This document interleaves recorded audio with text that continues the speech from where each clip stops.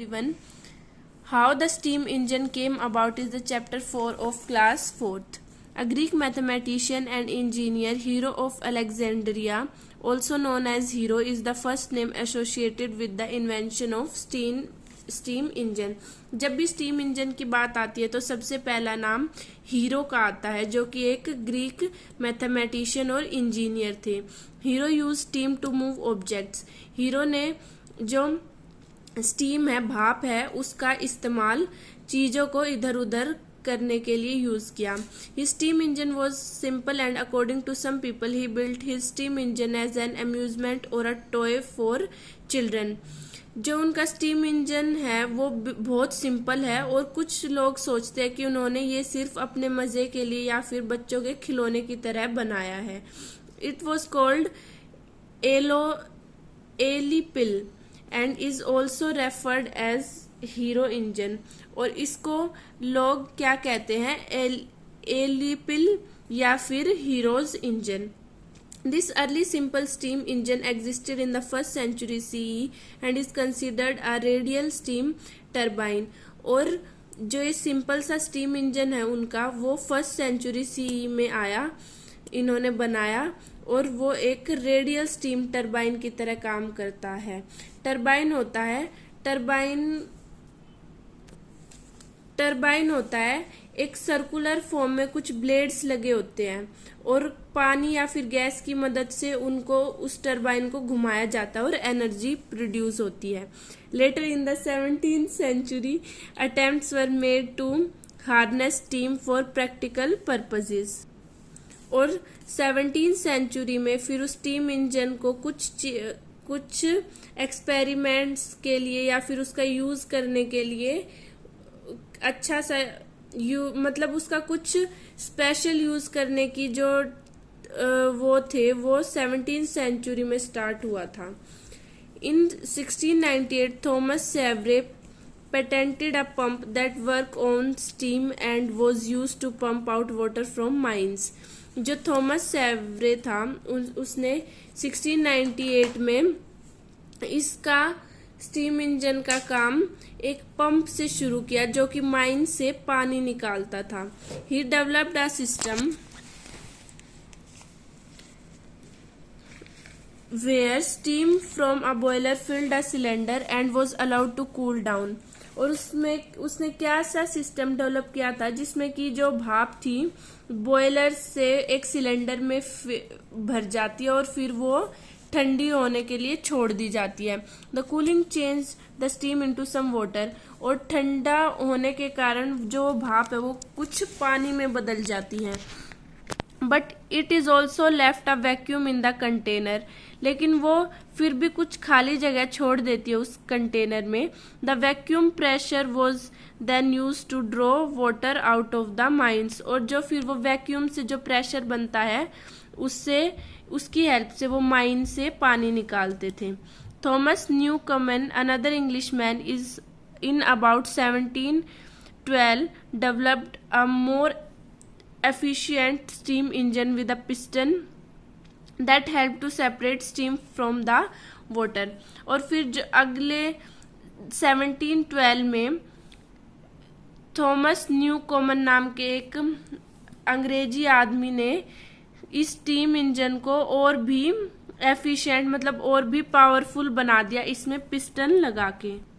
और उस पिस्टन की मदद से उसने भाप को पानी में से भाप को अलग करने में उस पिस्टन ने हेल्प की. Soon James Watt realized that steam could be used to drive vehicles. और जल्द ही जेम्स वॉट को समझ आया कि जो स्टीम है उससे हम व्हीकल्स को भी चला सकते हैं. He started working on it and later in 1765 Watt greatly improved the Newcomen engine. और उसने उसके ऊपर 1765 पर काम करना शुरू किया और उसने न्यूकमन के इंजन को बहुत ज्यादा इम्प्रूव कर दिया. ही change up and down movement in the Newcomen's engine. He used a piston to create the circular movement and added a separate condenser to avoid heating and cooling the cylinder with each stroke. उसने क्या किया, जो piston था उसका, उसको बहुत ज्यादा उसकी मूवमेंट को अलग बना दिया। उसने सर्कुलर मूवमेंट के मतलब उसको सर्कुलर फॉर्म में लगा दिया, जिससे कि जो कंडेंसर था वो ज्यादा मतलब हीटिंग और कूलिंग उसकी अलग अलग हो गई। उस कंडेंसर की, कंडेंसर होता है जो कि गैस को ठंडा करता है और उसको लिक्विड फॉर्म में कन्वर्ट करता है। He did many other development to produce a practical power plant. उसने बहुत सी डेवलपमेंट की पावर प्लांट बनाने के लिए। His engines were then used to facilitate factory machinery and farm machinery. और फिर जो उसका इंजन था वो फैक्ट्री की मशीन्स में और फार्म्स की मशीन में लगा दिया गया। What steam engine gain popularity and he was on the rails. और उसकी ये स्टीम इंजन बहुत ही ज्यादा पॉपुलर हो गया था और फिर वो भी पॉपुलर हो गया। People started recognising him as the inventor of the first working steam engine. और सब उसको जो पहला वर्किंग इंजन था उसका इन्वेंटर मानने लगे। Later George Stephenson built the locomotive engine. और बाद में जॉर्ज स्टिफसन ने लोकोमोटिव इंजन बनाया।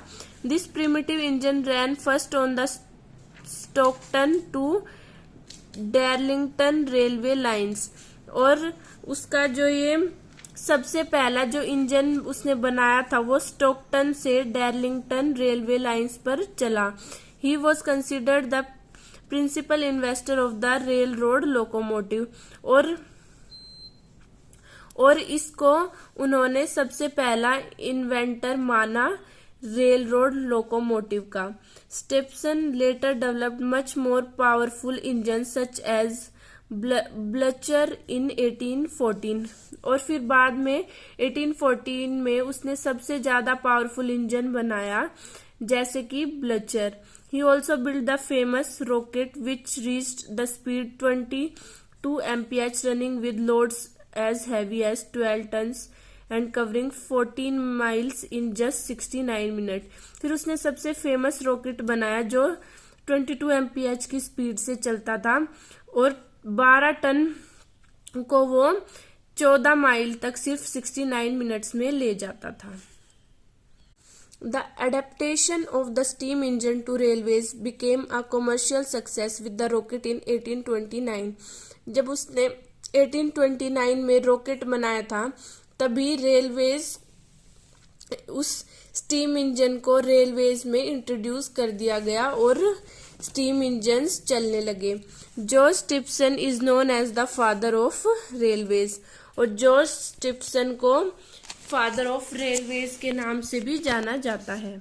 The steam engine gave way to other engines that ran on petrol और एंड ऑयल। और ये स्टीम इंजन सबसे ज्यादा फेमस हो गया था क्योंकि इसमें कोई पेट्रोल और ऑयल की जरूरत नहीं पड़ती थी। These engines ran much faster yet it became a reason to worry when it added to air pollution caused due to the burning of fossil fuels. ये जो इंजन थे ये पेट्रोल और ऑयल से ज्यादा तेज चलते थे, लेकिन सबसे ज्यादा इनकी खराब बात क्या थी कि वो एयर पोल्यूशन बहुत करते थे। क्योंकि जो फॉसिल फ्यूल्स जैसे कोई लकड़ी, कोयला वगैरह, पानी को जैसे स्टीम बनाने के लिए तो हमें पानी गर्म करना पड़ेगा, तो पानी गर्म करने के लिए जो हम कोल वगैरह यूज करते थे उनका धुआं ज्यादा एयर पोल्यूशन फैलाता था। The power of steam has later been use to run steam turbines. और फिर बाद में जो ये भाप की जो पावर थी वो बाद में स्टीम टर्बाइंस को चलाने के लिए काम आने लगी। This turbines work similar to a wind mill.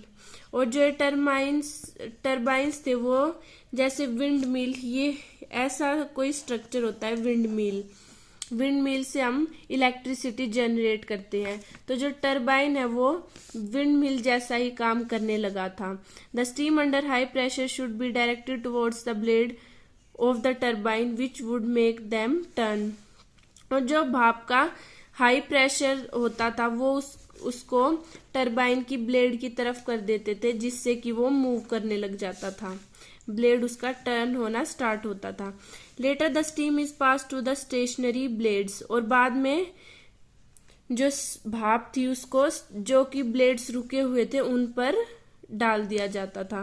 They then direct the steam on to rotating blades, और फिर बाद में उनको जो वो ब्लेड्स घूम रहे थे उसकी तरफ कर दी जाती थी steam. The steam expand as it turns the blades, और स्टीम बढ़ती जाती थी जैसे जैसे ब्लेड्स को वो स्टीम टर्न करती थी वो फैलती जाती थी वो भाप। Consequently both the temperature and the pressure of the steam are lowered, और इसके साथ साथ जो टेम्परेचर और उसका प्रेशर होता था उस भाप का वो कम हो जाता था। The turbine can have 3 sets of blade that work at lower and higher steam pressures, और जो टर्बाइन होते थे उनके 3 ब्लेड्स होते थे जो लोअर और हायर स्टीम प्रेशर्स पर काम करते थे।